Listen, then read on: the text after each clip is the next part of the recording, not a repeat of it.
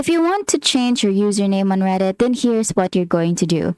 First off, you have to remember that in most cases, you cannot change your Reddit username. So your username is actually permanent. Once you finalize a username, it is permanently locked and cannot be changed, including capitalization.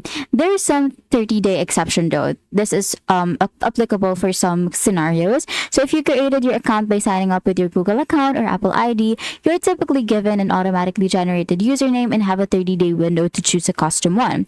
This window closes if you post, comment, or create a custom feed. If you're within this window, you should see an option to change your username in your profile as settings. So another thing that you can do to change your username is you can just go to your profile from your settings, and then from here you can just change your display name. However, this will not change your username, but at least it will give you another type of name that you can use. So this will be your display name, but it won't change your username. So just set your display name right here and then just click on save, and that's it. If you're outside the 30-day window and want a different username, your only option is to create a new Reddit account.